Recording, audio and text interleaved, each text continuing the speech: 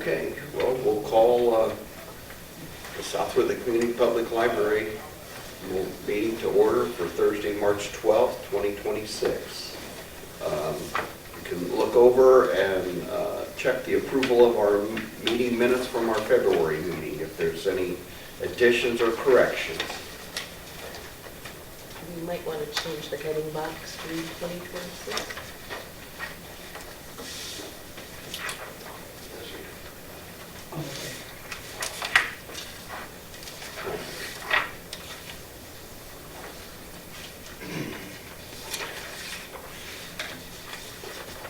So it's Clay Geiger at the Historical Center that spoke here. Yes, He's one of the employees there, he's just a volunteer. or a volunteer there, okay. Mhm. Has he written any books on the barns of Whitley County or anything? I believe he has, yeah. Okay. Let's go check that out.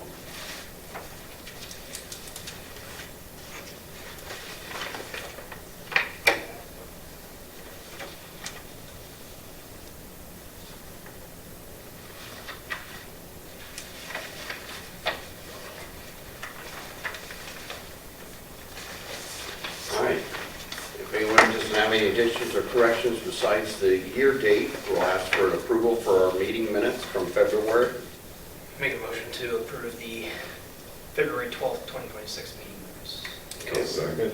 Motion and a second. All right, all in favor of saying aye? Aye. And opposed? Okay. We accept our meeting minutes and we'll go on to Chris for our treasurer's report. 2 months through 2026 fiscal year. Start of the year, operating fund was at 1.8 million. It's down to 1.68 million compared to this same time last year of 1.47 million. Gift fund was at 8,900. This time last year it's at 9270. With the rainy day resolution at the end of 2025, rainy day is up to 412,500. And the state tech grant fund is down from 13,600 down to 8,700 this year. But from grand total, with the rest of them basically being clearing accounts, they're 2.1 million compared to the same time last year, 1.84 million. Can I make a point about the state tech grant fund? Yeah, go for it. That is likely to get run down, go away, because it is not a part of the Indiana state budget anymore. So we should not be receiving funds for that account. So we're just gonna use them until the funds.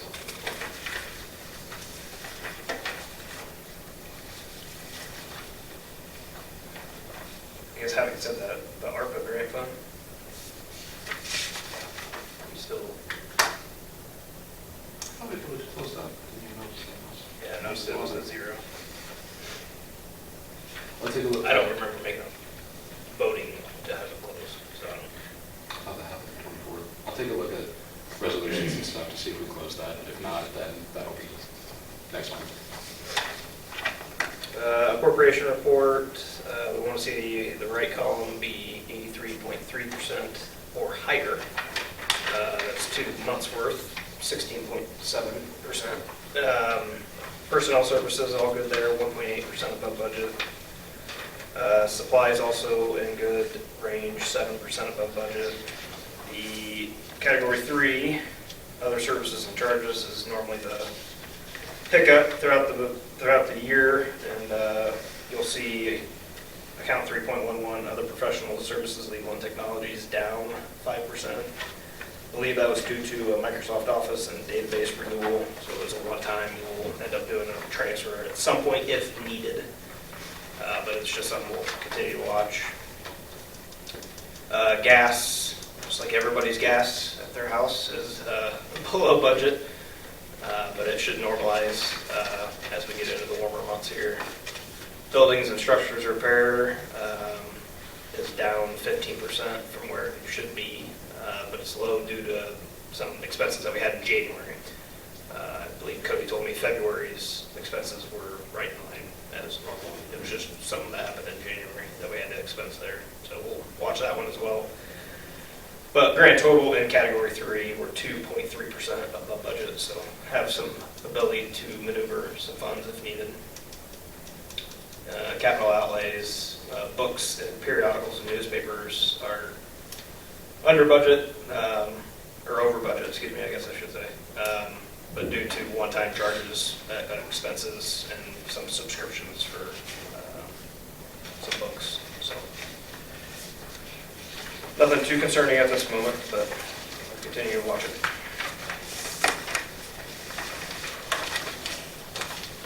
Okay, any questions on the treasurer's report? Have a motion to accept the treasurer's report? I'll motion to accept. Have a motion, and how about a second? A second. A motion and a second to accept our treasurer's report as presented. All in favor by saying aye. Aye. Opposed? Okay, that will go on to approval of claims and Cody's director's report. So programs and collections, we're looking at running the Shake Facilities Out program through the end of March. Family trivia program that we ran had 4 attendees. Clay Geiger's barn program had 22 attendees in person, and 35 from YouTube viewing. Showing of Cool Runnings had 7 attendees. We had to show that in conference group A due to a projector malfunction upstairs. The next movie is going to be the classic movie Hoosiers on March 27th. We had 30 people participate in a plant swap on Saturday, February 28th. There were some plants left over, so we filmed a promotional video. All the plants were gone the next day, and the video has gotten 5.4 thousand views, which is really good. We had 251,803 minutes recorded across 69 readers from winter reading.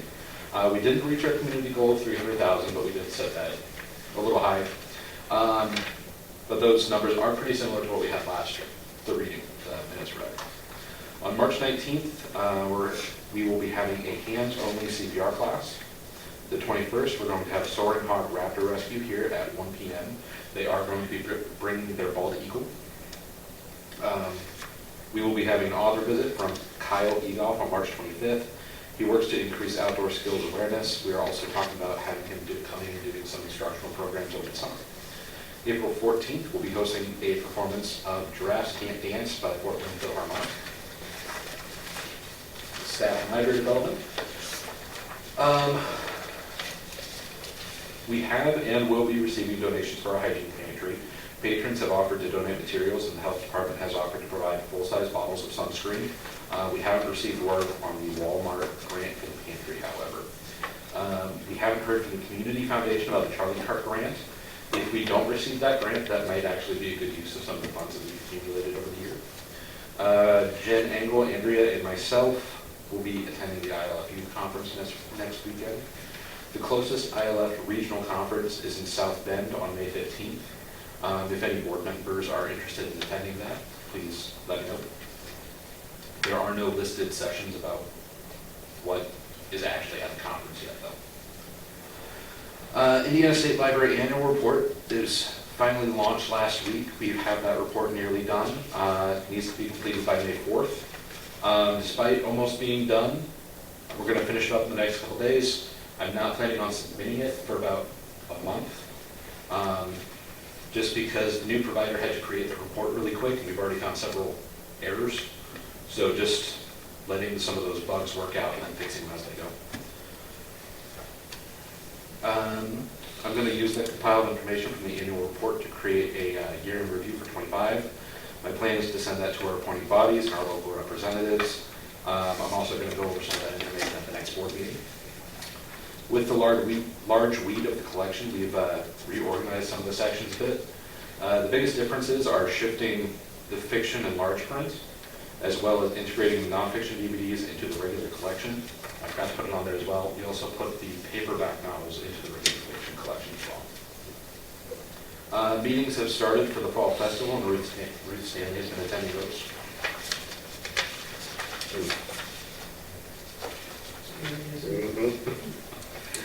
We did reach out to candidates for sheriff and county council for our district. We're trying to set up a meet and greet for the various candidates to provide the community an opportunity to come meet them. We are inviting all of the candidates, but if only some of them say yes, we are going to go through with the program. because we are inviting them all, we are considering that being politically neutral in that situation. I heard from ILF Advocacy that our local state representative, Chris Judy, still has concerns about our reserve funds.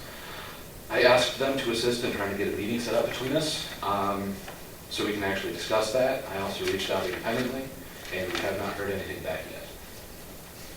Outreach and community involvement. The Friends Group has received the funds, and we're going to file 501c3. We're going to do a call-out meeting on March 26th. Jet Engel has started a high school book club with the high school librarian, Molly Long. They received a kit from the state library. There were 13 students, 3 adults. They talked about the first part of the book. Next week, they're going to meet again and talk about the second part of the book for students who really enjoyed it and are looking forward to continuing that. They're going to be able to do one more book this school year. Jen will be attending the kindergarten roundup at South Whitley Elementary School on the 25th, and we are participating in the neighborhood forest program. Patrons are able to sign up for free saplings by March 15th, and those are delivered the week of Earth Day. Building maintenance, waiting on a call from the scheduling manager from Kingdom Roofing Systems out of Marion. They're going to take a look at the leaks in the flat roof, just to make sure that that's all good and taken care of. After that, I was going to ask them to get a couple of quotes for redoing our roof. With the size of that project, we're going to have to get multiple bids and vote on it. It'll be a process. But I have some personal experience with Kingdom, and I know that the quotes that they bring out are very detailed, so they would give us a lot of really good information, and the prices are generally fair. So it would give us a good baseline for where to be able to start with that. And I figured I would ask for conventional roofing and then the quote also for metal roofing, so we can compare the cost on that as well. Once I get those quotes, I'll be talking to the Building and Grounds Committee about that. We renewed our elevator permit. Shambaugh and Son came and inspected our fire extinguishers and emergency lights. Next pest inspection is scheduled for the 26th. That's the one where they bring the dog and smell for pet dogs and various things, which we have never had a hit for that, so hopefully that continues. Technology, the auditorium projector has been experiencing issues. It's currently not working. We had Kelsey Pressel, the person who installed it, come out the other day to take a look at it. He got it working for about a week. Then yesterday the same issue occurred, and so it's currently down again. That is the projector that we got as a replacement from Samsung, and it was a refurbished model. Financial, using the money from the Marion Bollinger Fund from the Community Foundation, pay for the American 250 Genealogy Conference that Tara and Kara will be attending. Some interesting items occurred at the end of the legislative session, and I will provide some more information about that in a bit. The annual report and the new provider, what's that all about? So for the past several years, the online provider was Baker & Taylor. They went out of business last year, so the state library had to scramble and find somebody new, and they had to rebuild the entire report, which is why it is just now becoming available instead of the beginning of the year. It's not a new provider for our library, it's for the state. It's for the state, Okay. yeah. I just want to clarify. But because they had to rush the report together, yeah, there are a couple parts of those some issues. Okay. Cody, is that barn program still on YouTube? Can I look it up, or? No, it's not, because he requested me to put it up for a week, because he's also doing it at the senior center, I think, today. And he didn't want to cut into their attendance possibly. So. Oh, okay. So, and then for the 21st, for the soaring hawk raptor, did we tell the Boy Scouts that they were coming? Because I think the one time the Boy Scouts showed up, a bunch of them, when we had it down here in the basement. It could be I can reach out to the Boy Scouts a little bit. And I didn't know about reaching out to the elementary too. Okay. It's pretty cool. And anybody else was here when they brought, that was pretty, they brought it right out here. And we'll have it upstairs in the auditorium this time, but it's a pretty cool thing for young folks, and me, I guess, young folk. I really enjoyed that program. And we will be putting down tarps or something. Yeah.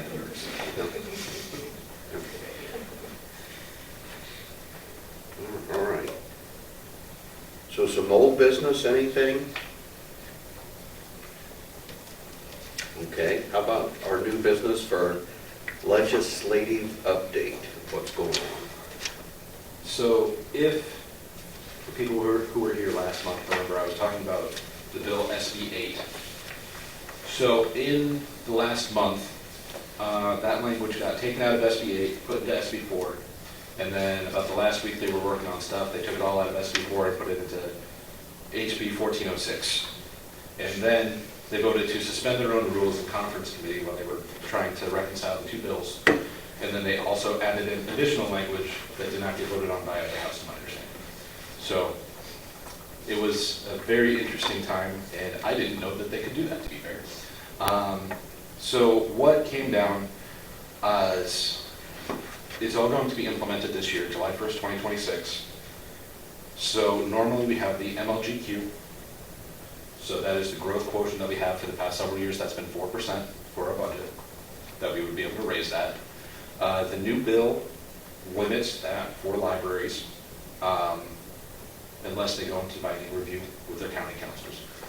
So ILF says that we can take 49.4% of the MLGQ without going into that binding review and getting everything approved by the county council. I read the bill with Jennifer, and I provided that here as well. My reading of that says that it's less than 49.4%, but I'm also not a lawyer, so I could be wrong on that. We're waiting for a clarification on that from the DLGF. New language, if we do go above that limit of what we're able to grow our budgets, we go into binding review. We have to submit our budget and property tax levy for approval to our fiscal body before September 2nd. If we don't do that, then we will be limited in next year's budget to a max of 49% of what the previous years would be. So right now, our total budget is 891. It would be the max of what we could do for our budget next year if we missed that date while we were trying to go into binding review would be 400, 440, thereabouts. So it would cut our budget in half. And we have how much time to do that each? The date that the DLGF is supposed to get the growth quotient out to us is July 1st. Mm-hmm. It usually ends up coming in after that. Now, we do spend several months planning for stuff and estimating what we think it might be about. And we have plans ahead of that. But with the meetings and everything, trying to get approved, you guys okay with it, and then getting them okay with it, that September 2nd date is, It's really narrow. it's a narrow. Oh, it is, so, Yeah. yeah, okay. Yeah, And even with all this, Chris Judy's still upset with us. yes, to my understanding. Do we know what he's upset about? Like, Do you To know my what understanding, direction the amount of money that we have in our bank account, which we do have a fair bit of money in our bank Yeah. account at the moment. Do you know what direction it's coming from? I don't, Okay. but, yeah. It- So that's rather interesting. This will limit, this could really limit the growth of our budgets in the future. I think if I read it correctly, it does stop applying in a couple of years when Senate Enrolled Act 1, the other bill that passed last year, starts to take effect. One good thing that happened is I believe I saw that the date for lit potentially going away did get pushed to 2029. So that got pushed back another year. So we got a little bit more breathing room now.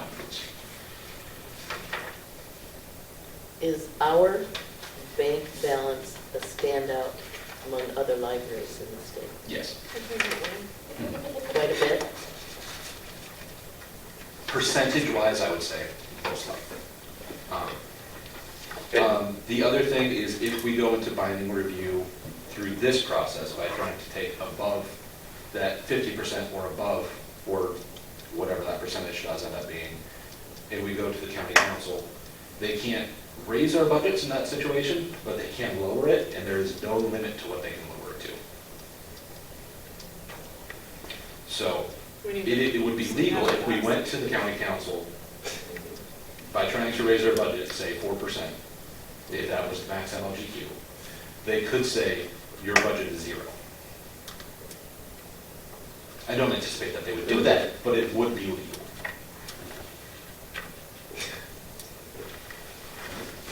Yeah. So has Chris Judy been to any of our meetings, ever been a sit down with you? No.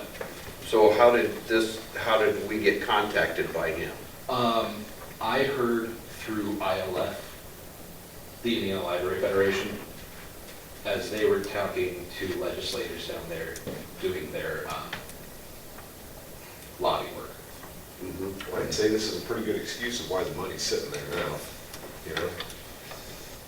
Well, then, I guess, like, doesn't that just show that we're efficient with our funds? So one of the things is, in legislation, if you have over 150% Yeah. of your operating, or I think of your total budget in your bank account, you can be called in by your county council for binding review. Under that, there was a limitation that they could only reduce your budget by 10%, which that made it so, libraries could still pay their staff and maintain their buildings and pay any debts that they might have. But But we have, we have, I believe now it's probably, I haven't done the calculation, but it's definitely over 200%. It's probably decently over 200%. but we have plans to knock that down with projects of a new roof and other things to draw that much down. That will have an effect, Mhm. but it's not going to be enough. Oh, And then looking at our revenues the past couple of years with what our property taxes currently are mhm. and how much we have received with lit, primarily those two, and Mhm. then some of the additional taxes we bring in, we are bringing in around $150,000 to $200,000 more than what we can spend. Mm. So we would have to spend our entire budget plus that additional money to break even. Mm. Yeah, that's part of the other issue is, Mhm. other than just the taxpayer money, there's other sources of revenue that come into the library. Right. So that's kind of also over the years why It's just grown. it's accumulated over the years. And we were, And that's we were not in talks. necessarily, that's the state allowing us to have lit, Mhm. so. Which we were discussing pausing our property tax rate Yes. and then our budget being able to go up and do additional spending and everything to try to make up that difference. And then our bank account wouldn't grow and then we could work on it from there. But the thing with SCA 1 is that for the 2029 budget, that property tax rate, that's what it is unless we get approval by county council. And it's the double hit of lit most likely going away for everyone. I haven't talked to the county council about that. I'm just saying that because if they put it in place, it's a specific library tax to add to it. It would be taxing the entire county for libraries, but yet not everybody would have access. So to me, that would be a reasonable thing to say that we would not apply it, but they could still decide to. But that's about 40-ish% of our revenue. Lit. Lit. Correct. When's Tom come off of council? Is that this year? Yep. This year. Yeah, we need to pick his brain some more while he's still pretty active there. Let's see. I've got, I looked up a few of the people's email addresses. I was going to start reaching out to them as well. Yeah. Just to build that relationship. And I have started attending the county council meetings. And I noticed at the last one that they were calling on the different heads of everybody to kind of give an update. They called on Mike from Peabody, and I was going to email Thor Hodges, the president or chair, I can't remember the term, but that basically the head of the county council, and just say, hey, I'm there too, so you can call on me if you want to. Yeah, that'd be good. That might put some of our fires out way ahead of time, you know?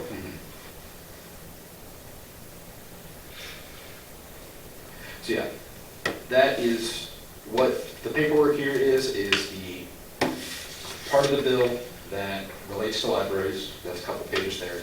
The timeline for the HB 146 the press release from the Indiana Library Federation about that bill, then the timeline for SB4 and SB8. All of those were put together by the Indiana Library Federation. So we have a 3 to 4 month window for things to go really smoothly to get our budget approved at 100%, basically. Am I looking at that right? If we wanted to raise it the full growth quotient, Okay. which we could decide to just stay underneath that, And then and then we do not have to go to binding review. maybe we keep our head down. You think this is probably a 2 to 3 year period it's gonna be like this? I believe so. Okay. Yeah, maybe we keep our head down for 2 to 3 years, I don't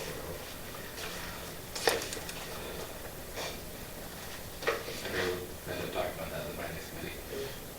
Were we still, or did we already receive whatever we were getting? Was the windfall, We receive lit monthly. no, was it Fox or? We have not received that, to my knowledge, that's still in the courts. The last thing I saw was from December, where they'd filed another extension. And then I looked in February, and there was nothing additional that I could see public record. But that's, Would That's that all I know. further raise our bank account? it would, but that would just be the gross number. It would not be applicable for that percentage because it's not a tax-derived fund. know. Okay. It's basically a gift fund. And we Great. talked about investing in that, Correct. Mhm. but no reason to talk about it if we don't get Yeah. it. Because there's still a possibility that it doesn't come this way, correct? We're gonna get something, as long as the lawyers don't use everything, but we have no idea what it's actually gonna be. That was just Alan's wish to donate some of this Mhm. money to the Yeah, library. essentially whatever was left over between his heirs, got split between 3 different organizations, and we were one of them. So it sounds like the heirs aren't too happy, and it's just taking that much longer to satisfy everybody? They are currently contesting his marriage, so, That's unfortunate. Mhm. He really liked it and they didn't, yeah. Yeah. Oh, yeah.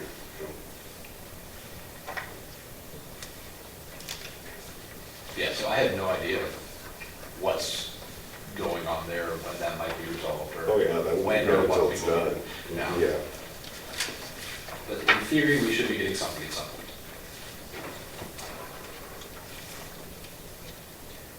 Okay, and then our meeting room policy update.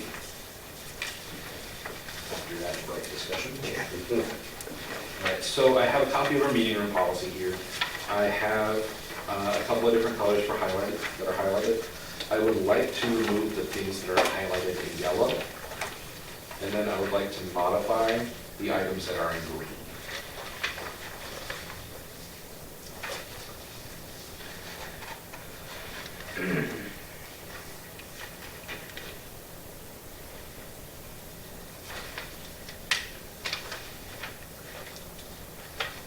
Does that happen very often where they want to pay for you guys to set up and tear down and things like that? No, in all honesty, when we have people rent the rooms and they say they would like to use tables, we just set it up and then we tear them down because we Yeah. don't want people to go into our storage areas to really get those out. Sure. Or break the tables or something along those lines. And we don't charge that fee on a typical basis.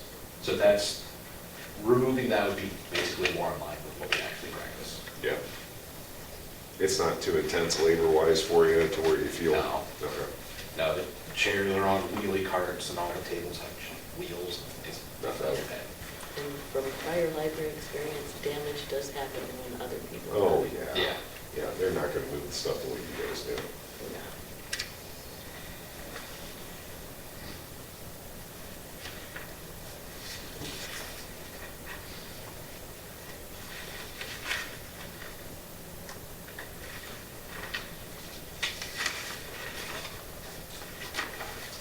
What did the fee used to be in the auditorium section? That is the current fee. But you're wanting to change? I would like to change that.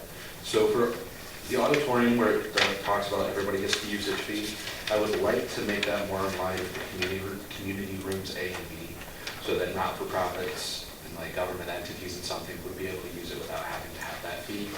And I would be interested in taking off the non-refundable rate after the first 2 hours, and then either change to 75, or if you just left that at 75 and remove the additional fee after that 2 hours. My thought process is we want people to be able to use the spaces. Those couple of parts there feel like they are a little restrictive on access to.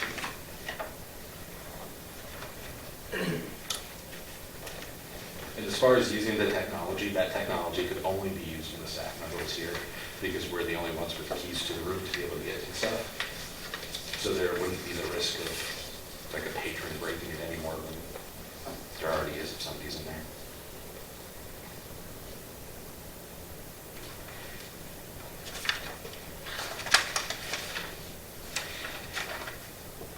We also don't charge for the usage of the projectors and stuff down here.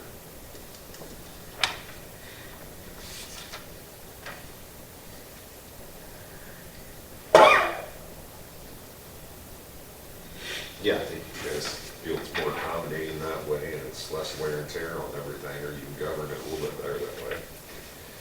I don't see a whole lot of issues with it. So removing everything in yellow, correct? That's what I would like. I don't see any issue with that.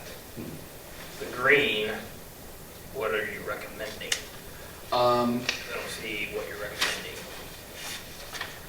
Like I said, for the section after the auditorium, I would like to make that in line with community room A and B. The 75, I kind of think it would be nice if we lowered that to 50. And that's just for the equipment. And that is just if they use the equipment. Because they are already putting a $50 deposit down, but they get that back if the room is back in satisfactory manner. But you're also saying if they're wanting to use the equipment, we charge them a non-refundable fee of $50. Correct. What you're proposing. That is what I would propose, yeah. How often do people want to use the equipment? Not very often. There are 2 situations right now. One is a non-for-profit wanted to rent the auditorium to be able to show a movie about like their founding, to try to get people more involved in the not-for-profit. And we did charge them that fee, and they did pay it. And another situation is there is a government entity from the state who's wanting to use our auditorium for local training, local government people like me. But that's not happening until November. But they basically don't have a budget to be able to do stuff like that except for travel.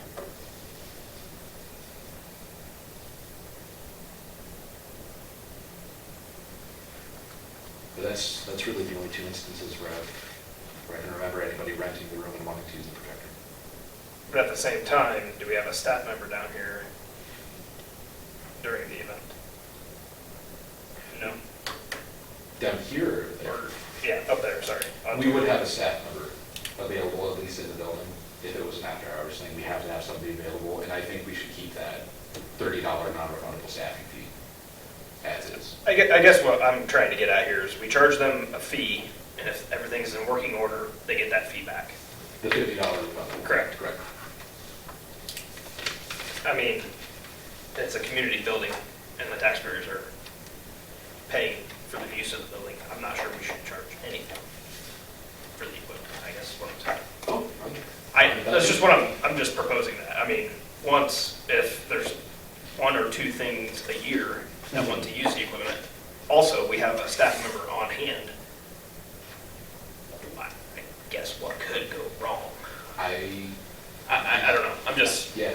I'm looking at the budget and money. Like, we don't need more money. I don't see anything. That's kind of where I'm coming at here. I don't see anything potentially going wrong that wouldn't be if we were putting on the program ourselves and somebody I came. mean, the auditorium was obviously having projector issues anyways, so. Yes. Are we charging ourselves? So, I'm just trying to be funny here, but. I'd say it's your barbecue, manage it how you want. Yeah, I don't care if you want to lower it. I mean, I'd even say lower it to 25. I would be fine with getting rid of the fee. I didn't think that would fly. I mean, I don't see I the agree, reason. yeah. The tax, I mean, I get it if it's a person, or it's a organization that's not in Whitley County and not our tax base, Yeah. maybe.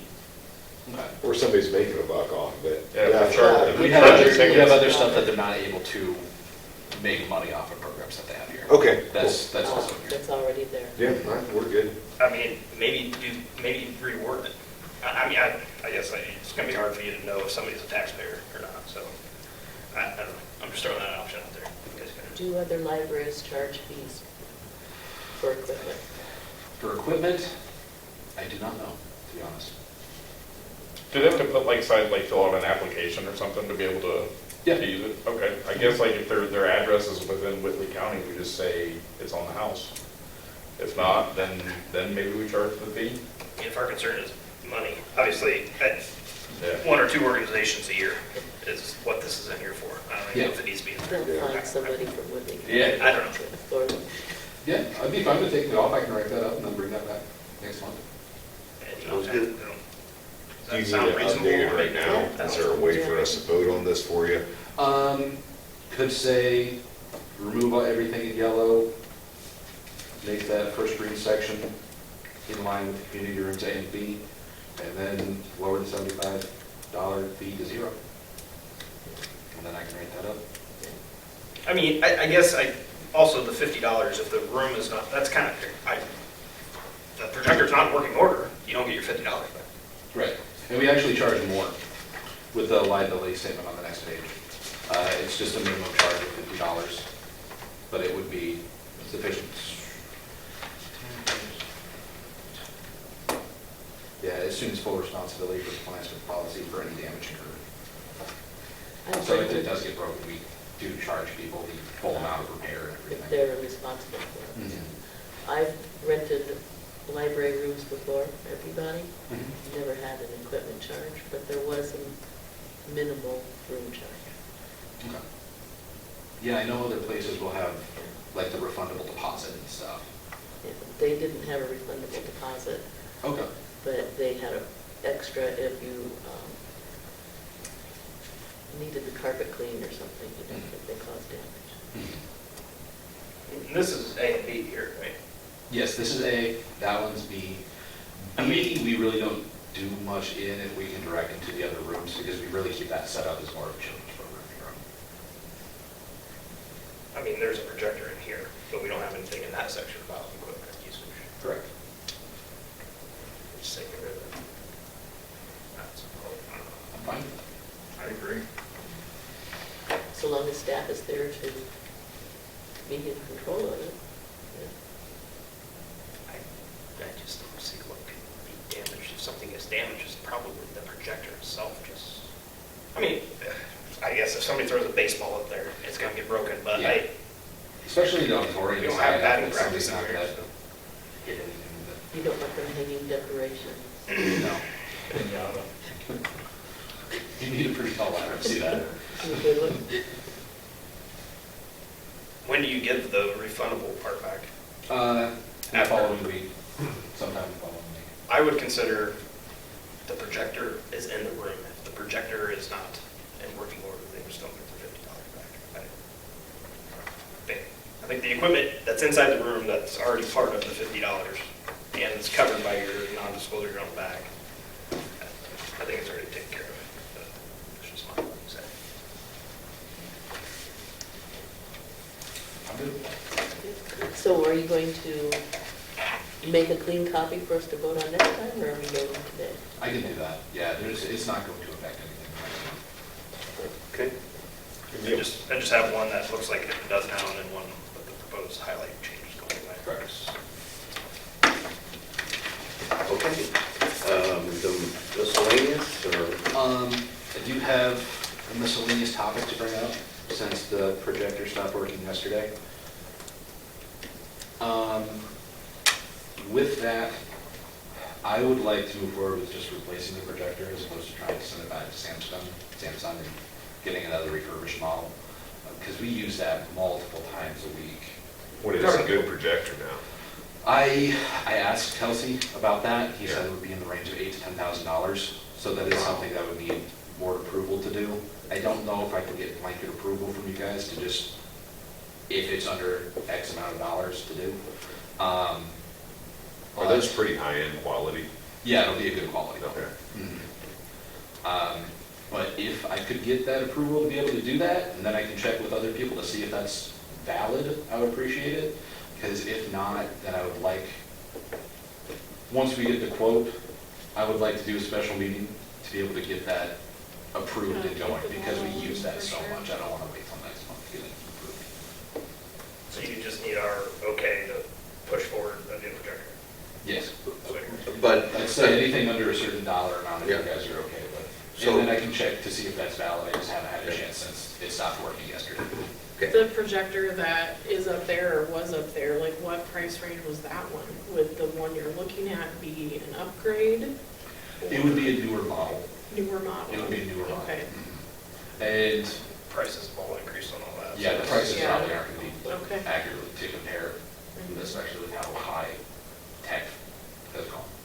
So you think if we would say keep it under 12,000, you could get it? Yeah. Okay. Yeah, that's kind of what's. But you can bring it back for full approval at time of purchase, or you're just saying this is gonna cover the purchase and you don't need anything else from us? I would say if I can, and you guys are good with it, if you approve it, anything under like $12,000, then I can move forward with it. If not, then I do need your direct approval for the actual model. And I would want to call a special meeting to be able to get at least 4 of you here to be able to approve this purchase. I don't know how you all feel about this, but I think when it comes to electronics, you go high end, so you don't have to replace it as often, and you save money in the long run. Well, and I would check on the warranty of it. yeah. I mean, That's what we did last time, and they sent us the refurbished one. And I just don't want to end up in that same situation. I'm just saying, make sure it has a warranty. Okay. That's my- Oh, the new one? Yes. Yes. If you need help Check looking it. at reviews, I love doing that. Okay. I can find good ones. Okay, so do we have a motion to approve of a new projector for our Allen Fox room to keep it under $12,000, to give Cody approval to look at that and purchase that item under $12,000? What happens if, with taxes and everything, Special meeting. You just gotta come back. Okay. But I think But we're you're also talking gonna a ch- limit of like 10 there a minute ago, so 12 ought to get us roughly That covered would on match it. that one. But you're Unless gonna something also, totally falls apart, Yeah. yeah. you're gonna also check to see if we can even do it like that. Yes. Okay, that's Yes. key. He's still gonna check to make sure, even if we give him a blanket approval amount, I'm going to make sure that blanket approval is even valid for the state. sure. Yeah. I'll make a motion to approve Cody to look into a new projector for an amount under $12,000, or up to $12,000. And if he needs any guidance, Joe Hoffman is available for it. Very good. A second? I second. All right, a motion and a second to approve the purchase of a new projector for the Allen Fox room under $12,000, and Cody will get back with us on that. All in favor of saying aye? Aye. And opposed? Okay. Did you say this one's also not working? No, this one works. Oh, see, I thought you were gonna pull something up, but And it's a you made a policy. comment that since it's not working, I didn't know if you meant this one. Oh, I was just gesturing Okay. upwards. Gotcha. This one's functioning. That one's, yes. Did anybody else notice like the big piece of the curb out there had broken off? Yes. Okay. Yeah, I saw- I didn't know if anybody else seen it. It was right there in the handicap spot, like it's a. The Did concrete. it Yeah, fall over like the again? curb- Yeah, it's off. Yeah, I saw some guys from the street department last week with one of their pieces of equipment trying to push it back into place. Okay. don't I didn't know what if that was happened something we were responsible for or not. there. I believe so. It's a street, Is it Yeah, curbing? It's, It was Good size curbing. too, yeah. yeah, it was a good chunk. All right, we'll adjourn for the night then. Thank you, everyone.